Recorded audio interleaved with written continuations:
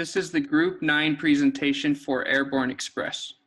The early 1900s, there was a large growth in the need for express and general parcel shipments. The establishment of the interstate highway system in 1956 and the establishment of airway delivery systems in 1929 helped create the need for these and for the express mail system we see today. Today, express mail is an accelerated mail delivery where a customer pays a surcharge for expedited services. And that goes for domestic, and it's even gotten to the point where it can be for international services as well.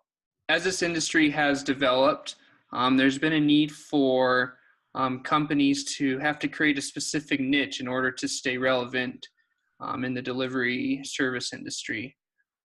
For example, we have Airborne Express who focus solely on business-to-business deliveries. RPS focus on domestic ground service and two-day delivery. DHL and TNT focus on international. You have Bax Global, who's been focused on heavy cargo, and USPS, who's focused on domestic mail service. And these companies have had to create their own niches in order to stay relevant in an industry that companies like FedEx have such a large market share in. Airborne's strategy consisted of a few things. First off, they focused on business-to-business services. They cater to businesses such as Xerox, Nike, and IBM. They have a selective clientele, and they're very flexible in what they can offer their clients. Their initial focus was on air shipments inside the U.S. They've been able to develop because of technology adaptation innovation. They focus their marketing and sales on only their targeted marketing or targeted market. They use aircraft and custom freight containers that are developed to go along with what they need to do. They even bought their own airport to allow more control over the airport, and that allowed them to have on-site storage for some of these companies. They partner with RPS and other companies to fill their gaps or strengthen their weaknesses as well. Okay, so some of Airborne's advantages, one is the labor force was not heavily unionized, and they reduced costs by having independent contractors provide substantial amount of delivery services on the ground.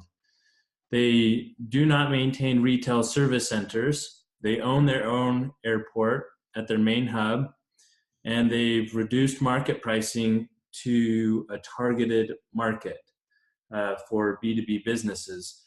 And you can see on the table the significant cost savings that Airborne offers compared to FedEx and UPS.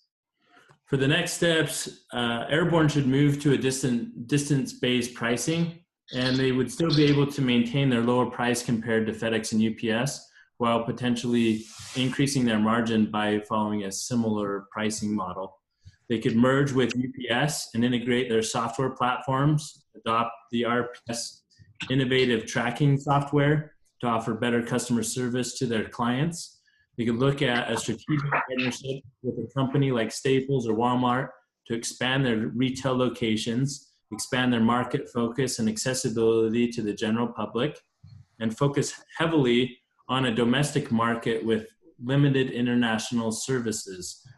Potential strategic alliances or partnerships with companies that have an international presence to outsource international services like DHL or ZTO. Why not replicate?